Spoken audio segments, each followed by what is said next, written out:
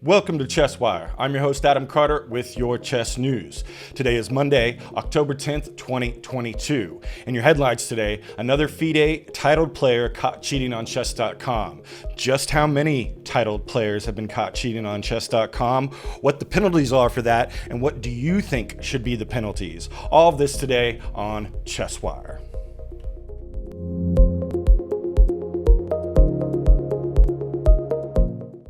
So this morning I was reading about another FIDE titled player, and I am, who happens to be the Norwegian Chess Federation president, who was caught cheating on chess.com. And I thought, man, how can somebody with that much responsibility be involved in cheating? Now, a lot of people made excuses for him saying, oh, this was 5 years ago, and a lot of people cheat on chess.com, and it's not that big a deal. It's not OTB. Well, you know what? I think a lot of people would disagree, especially for the amount of prize funds that there are on chess.com now for titled players, and 5 years really isn't that long. Also, I want to note that the number of people who have been caught cheating on chess.com who are FIDE titled players is pretty shocking. I think you're going to be astonished. Also, I want to point out and note that as of November 2021, 15,997 people are FIDE titled, and 228 of which are women. So the amount is pretty concerning. And we're going to do a deep dive about how do we determine what the penalties should be, what the current penalties are for being caught cheating on chess.com, what you think they should be. We're going to do a little bit of a deep dive into the law, U.S. law about burden of proof, because as of now, chess.com is pretty much the prosecutor. And we're going to look at a little bit of what Jakob Ungard said on the Perpetual Chess podcast about this. Just a good deep dive into cheating scandals and what penalties are and who's doing it.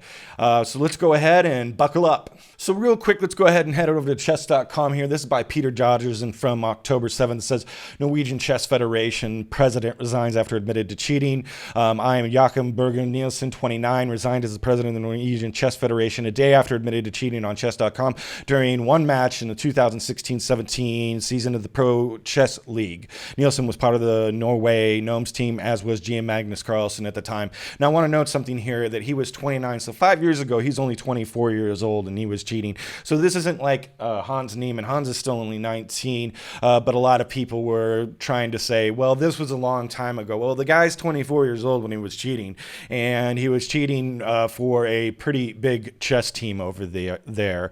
Something else that I wanted to get to down here was... little further down was, I am Greg Shahid, one of the main organizers of the Pro Chess League, commented about Nielsen's cheating. I don't think it's fair for a lot of negative tension to be heaped onto him.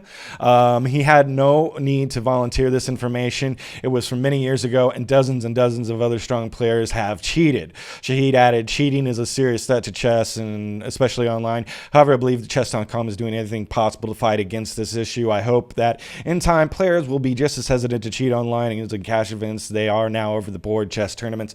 Now the thing is that he did confess, but up here we also know that chess.com came to GM Hammer and said, hey, this is what's going on, and he completely denied it. So I think that the pressure was mounting, and then it finally got to him. He decided to go ahead and up and admit it and get out of there. Maybe there were some legal repercussions that could have happened, or some that the Chess Federation over there could have been sued. I'm not exactly sure, but it really got the wheels turning for me. And so we're going to go ahead and hop over here to this podcast. This is the Perpetual Chess podcast. I'm sure a lot of you listen to it. It's pretty good.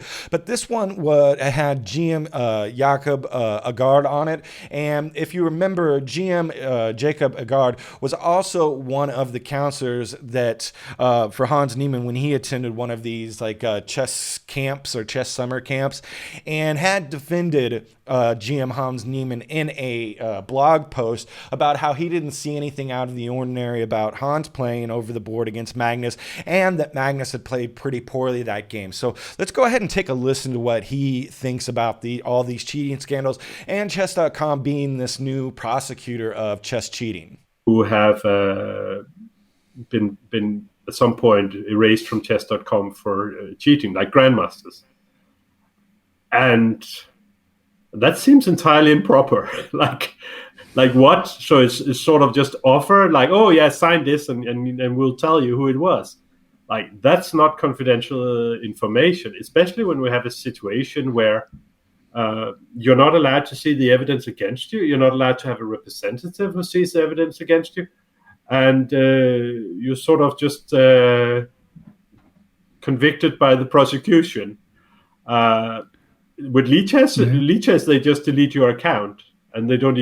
Yeah, so that is kind of interesting. What he's talking about here is that if you that if somebody wants to see, I guess, this cheating list, or I don't know, I guess they have to sign some type of NDA, which is a non-disclosure agreement, and then they're allowed to see the people who have cheated on chess.com. I'm not sure what that's about exactly, but what he's saying here also is that the burden of proof happens to fall on chess.com to provide evidence to the player who's cheated, and their chess cheating detection is fairly strong from what I understand. Let's just take a little bit more of a listen. This is I understand the argument that they have these various technical processes and so on. But do you think the IOC doesn't have the same problem? They would love to be able to just say, oh, that athlete is doped. We're not going to tell you how we busted you, but we know you've been doped. You know you've been doped. And here's a 2-year ban. And if you don't accept it, we'll make it a 5-year ban or lifetime ban. That's not. Now, I think that's a bad analogy, because what he's comparing, I think, here too is like, athletes who use, enhancement drug or performance enhancement drugs, and to being caught on chess.com for cheating. Now, this is a lot different, okay?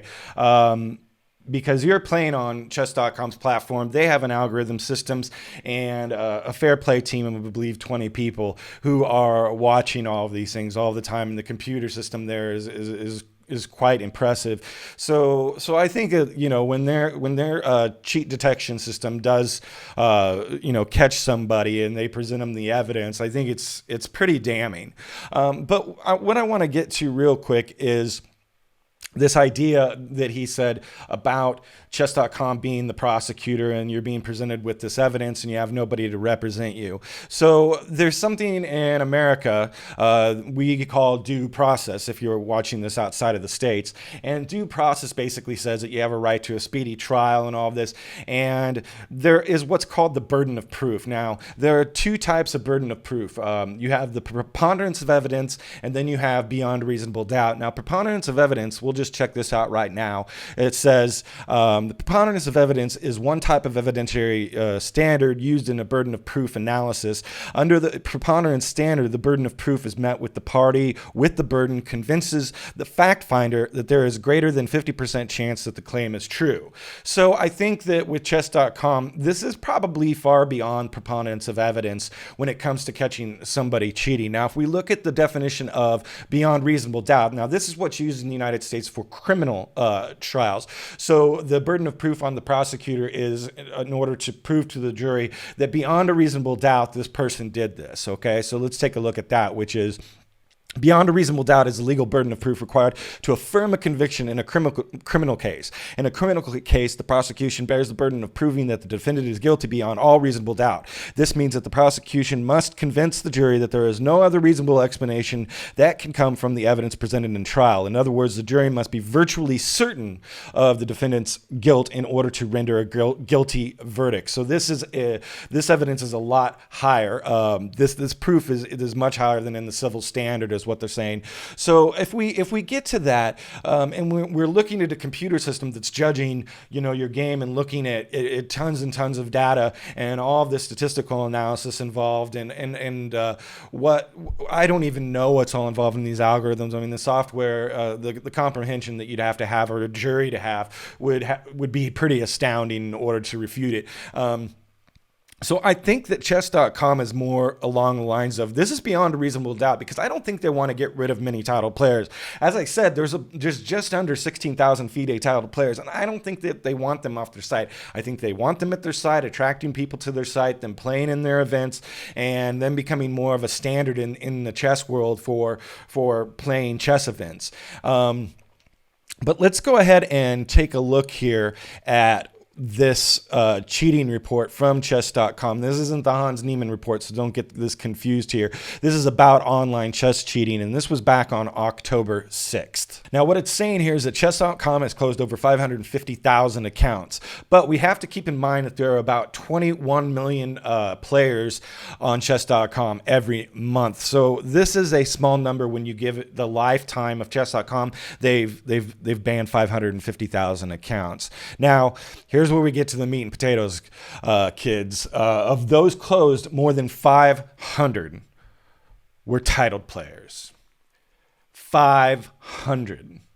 So these are really talented folks who scratched and clawed their way to their titles, and 500 of them were caught. Now, that's just the ones that we know about. Those aren't the ones that maybe have had little help here and there. Like we talked about yesterday, people who are this great at chess may only need a little nudge, like you're worse off here, you're better here, or look for a tactic here, and that's all they need. They wouldn't need engine moves. And that's from Magnus Carlsen. I am Levi Rosman. It says here, when title players would be seen to have no need to cheat, there is much evidence that some do. Of the cheaters we have detected to date, 10% are grandmasters, 98% are IMs, international masters, 168 are FIDE masters, and more than 90% of these players are male. Now, like I said, when we looked at the FIDE titled players, it seemed like 228 were female and the vast majority were male. So that would make sense that there would be the vast majority of those caught would be male. That's pretty representative there. But 10%, I mean, if you go look at 16,000 players and 220, which of whom are female, the number of female cheaters is actually pretty high. We could dig into that at another time, but right now let's just take a look at this here. So the 10% were GMs. We've got some women grandmasters here, but the IMs make up for the large percentage of the titled players who've been caught. And we have written confessions from many of the players we've closed, including some of the top 100 in the world.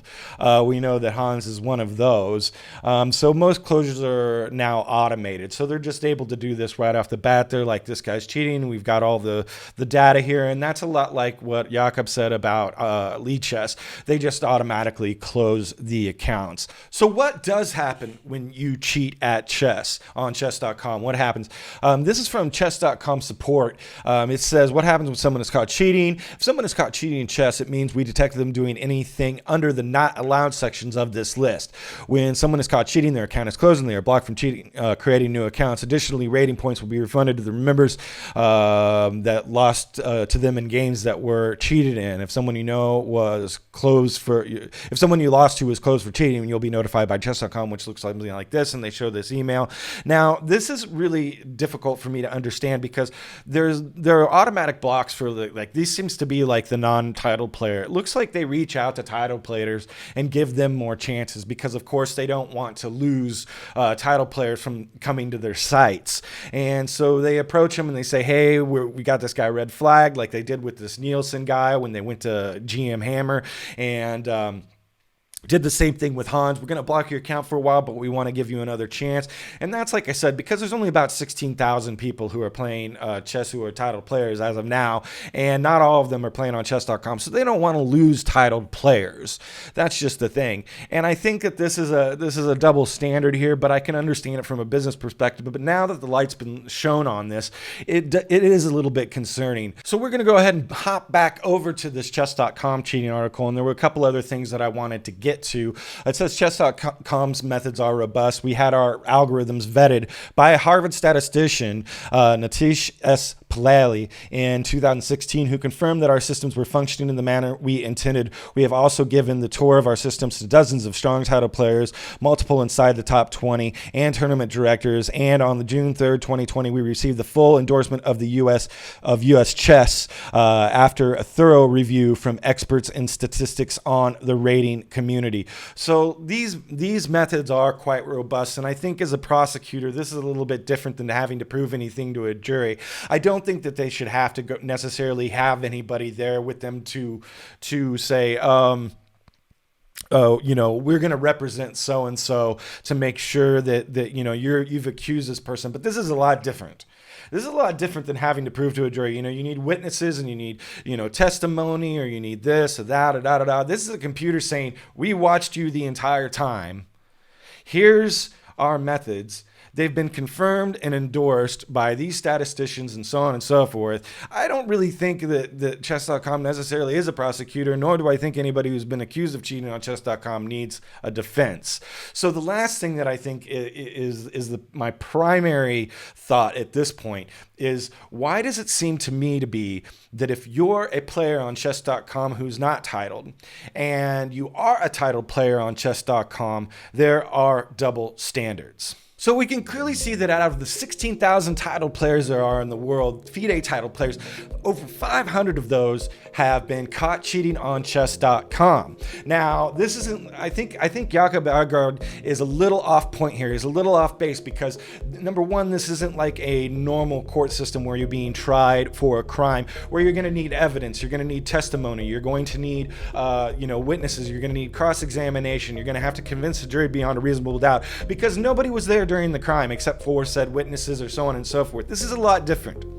This is like this. The correct analogy would be like if you went to the prosecutor or to the jail, committed the crime on their property with cameras watching you and people watching those cameras. That's kind of what this is. So if they've caught you, if Chess.com's caught you, they've caught you. So I don't think due process is necessary here. You've been on their platform committing the crime, so on and so forth. And we've seen a long list of GMs in the Hans Niemann report who were confessed cheaters, okay? So that means that not only Hans, but all of these other GMs were approached because Chess.com doesn't want their title players being lost. Now, that said, I think that there's definitely a double standard here that needs to be addressed, and I think a lot of people would find unfair, is that if you're a title player, Chess.com is going to reach out to you. If you're not a title player and you're cheating, they're just going to close your account and try to check for IPs and different gear that you might have in your machine that could show that you're this particular person, and not to let you reopen another account under an anonymous name. So that being said, that's still even hard to be able to implement. If we have to de-incentivize cheating, the only way to de-incentivize cheating is to make the case by making a lesson out of someone, and I think that they're doing that right now with Hans to some degree, but they're only doing that because Magnus pointed it out. I think it's definitely going to be in the future a standard that needs to be like a protocol that's in place that's held the same for all players regardless of title or status. If you've cheated on Chess.com, these are the rules, and it just needs to be a standard across the board. If you like this video, please like and subscribe. Thank you for watching and listening to ChessWire. Have a good one.